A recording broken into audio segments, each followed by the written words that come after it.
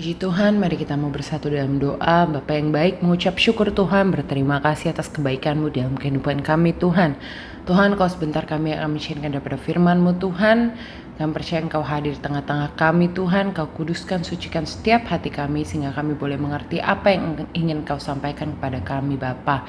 Kau juga berkati lidah bibir hamba-Mu biar apa yang keluar daripada lidah bibir hamba merupakan isi hati Tuhan sendiri. Mengucap syukur Tuhan, haleluya, amin. Puji nama Tuhan, hari ini kita mau belajar bagaimana kita boleh meresponi masa-masa yang sulit sesuai dengan kebenaran firman Tuhan. Kita mau buka di dalam 2 Korintus 4 ayatnya ke-16 sampai ke-18. Saya bacakan, judul perikopnya adalah jangan tawar hati juga waktu menghadapi maut. Sebab itu kami tidak tawar hati, tetapi meskipun manusia lahiriah kami semakin merosot, namun manusia batiniah kami dibaharui dari sehari ke sehari. Poin pertama yang akan saya sharingkan yaitu jangan tawar hati. Kita mau katakan dalam hati kita, jangan tawar hati. Jangan tawar hati. Hari-hari sulit, gimana cara kita meresponinya? Yang pertama, jangan tawar hati. Mungkin kita hari ini kita telah menjadi hambar, mungkin hari ini kita merasa tidak ada semangat lagi. Mungkin kita telah menjadi tawar hati, mungkin kita terbiasa dengan rutinitas yang itu-itu aja. Mungkin kita sebagai orang Kristen kok saya seperti tidak diberkati. Ya sudah, saya tidak usah melayani Tuhan lagi. Seperti kita mati segan tapi hidup juga udah gak mau, Bapak Ibu Saudara. Mungkin kita menjadi orang Kristen yang hari ini bukan lagi mempengaruhi, melainkan kita dipengaruhi. Bahkan mungkin kita sudah tawar hati, artinya hambar, kita nggak merasakan apa-apa lagi. Kita mau buka di dalam Matius 5 ayat 13, dikatakan, kamu adalah garam dunia, jika garam itu menjadi tawar, dengan apakah ia diasinkan? Tidak ada lagi gunanya selain dibuang dan diinjak orang. Kalau garam udah gak ada rasa asinnya lagi, maka dibuang dan diinjak orang. Kalau kita sebagai orang Kristen ini, kita tahu bahwa kita adalah garam dan terang dunia. Tapi kita bukan mempengaruhi orang-orang sekitar kita. Kita bukan menjadi teladan. Jangan-jangan kita sudah dibuang dan diinjak orang. Kalau di Wahyu 3 ayat 15-16 itu katakan, tidak panas atau dingin, maka kita akan dimuntahkan. Alangkah baiknya jika kita panas atau dingin. Orang Kristen gak boleh jadi orang Kristen yang suam-suam kuku. Karena ketika kita menjadi orang Kristen yang suam-suam kuku, artinya hidup kita gak ada gairah. Hidup harus ada gairah. Hidup harus ada gairah. Sehingga kita memiliki fighting spirit, Bapak Ibu Saudara sekalian. Mungkin saat ini keadaan boleh sulit. Mungkin jasmani kita saat ini boleh gak kuat. Mungkin kita lemah. Tapi jiwa dan roh kita harus kuat. Contoh saat Yosua mau merebut tanah Kanaan, di ayat yang ke-9 katakan, kuatkan dan teguhkan hatimu, jangan tawar hati, sebab Tuhan menyertai engkau. Ketika kita tidak menjadi orang yang tawar hati, maka penyertaan Tuhan pun akan turun atas kita. Amsal 24 ayat yang ke-10 dikatakan, jika tawar hati, maka kecillah kekuatanmu. Ketika kita menjadi orang yang tawar hati, maka kecillah kekuatan kita. Sekarang pertanyaannya hari ini, oh iya, masa-masa sulit, oh saya gak kuat.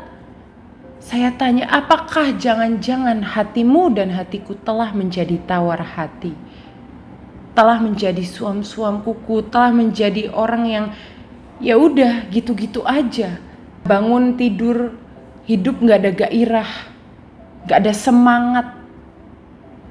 Seakan-akan Tuhan tidak bekerja lagi di dalam kehidupan kita. Karena Amsal katakan, jika tawar hati maka kecillah kekuatanmu. Jangan-jangan hari ini bukan penyertaan tangan Tuhan tidak dapat kita rasakan. Tapi jangan-jangan karena kita telah menjadi tawar hati, maka kita tidak mempunyai kekuatan, kita tidak mempunyai fighting spirit. Tidak ada lagi gairah. Poin saya yang kedua, kita mau lanjut baca di dalam 2 Korintus 4 ayat yang ke-17-18. Sebab penderitaan ringan yang sekarang ini mengerjakan bagi kami kemuliaan kekal yang melebihi segala-galanya. Jauh lebih besar daripada penderitaan kami. Sebab kami tidak memperhatikan yang kelihatan, melainkan yang tak kelihatan. Karena yang kelihatan adalah sementara, sedangkan yang tak kelihatan adalah kekal. Sekali lagi, karena yang kelihatan adalah sementara, sedangkan yang tak kelihatan adalah kekal. Poin yang kedua adalah fokus dengan apa yang kekal, yaitu iman pada Kristus. Fokus dengan apa yang kekal, yaitu iman pada Kristus. Kita tahu iman adalah dasar dari segala sesuatu yang kita harapkan dan bukti dari segala sesuatu yang tidak kita lihat. Artinya iman ini kita nggak bisa lihat, Bapak Ibu Saudara, tapi kita bisa rasakan. Kita mungkin nggak bisa lihat, kita mungkin nggak mengerti, tapi bisa kita harapkan karena di dalam Kristus masa depan sungguh ada dan pengharapan tidak mengecewakan.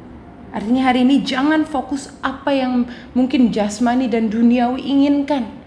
Mungkin contohnya kita fokus dengan followers Instagram kita fokus dengan pencapaian jumlah uang di rekening kita dan sebagainya. Lupakan itu, tapi fokus dengan apa yang kekal, yaitu iman pada Kristus. Carilah dahulu kerajaan Allah dan semuanya akan ditambahkan kepadamu. Tapi fokus apa? Cari dulu kerajaan Allah. Sekarang bagaimana iman kita boleh bertumbuh kepada Kristus? Gimana caranya kita boleh giat dan berhasil di dalam pengenalan akan Kristus? Kita baca di dalam ayatnya yang terakhir, yaitu di 2 Petrus 1 ayat yang ke-5 sampai yang ke-8. Justru karena itu kamu harus dengan sungguh-sungguh berusaha untuk menambahkan kepada imanmu kebajikan, dan kepada kebajikan pengetahuan, dan kepada pengetahuan penguasaan diri, kepada penguasaan diri ketekunan, dan kepada ketekunan kesalehan, dan kepada kesalehan kasih akan saudara-saudara, dan kepada kasih akan saudara-saudara kasih akan semua orang. Sebab apabila semuanya itu ada padamu dengan berlimpah-limpah, kamu akan dibuatnya menjadi giat dan berhasil dalam pengenalanmu akan Yesus Kristus Tuhan kita. Hari ini kita belajar bagaimana kalau kita mau semakin melekat dengan Tuhan, kita mau tahu rancangan Tuhan yang penuh damai sejahtera, yaitu apa? 2 Petrus 1 ayat 5-8. Iman, kebajikan, pengetahuan, penguasaan diri, ketekunan, kesalehan, dan kasih.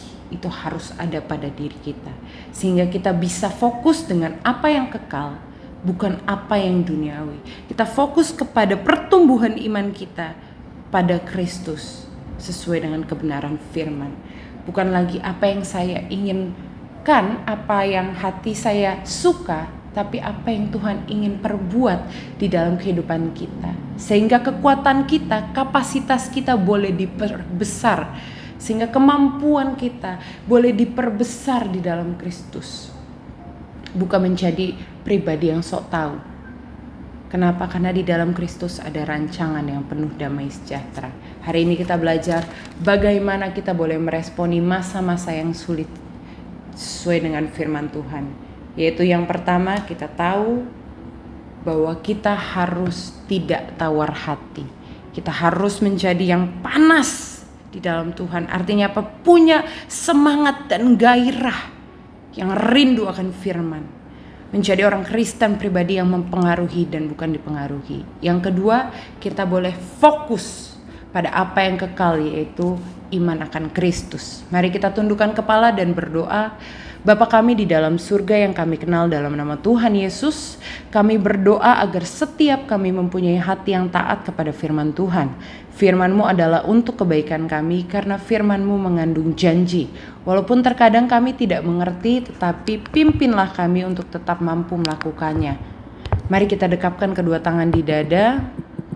Jika saudara punya pergumulan, persoalan, tantangan di dalam karir, studi, keuangan, masalah keluarga, kesehatan, apapun juga, termasuk perjodohan, biarlah berkat Tuhan turun ke atasmu dan kekuatan kasih Tuhan turun atasmu.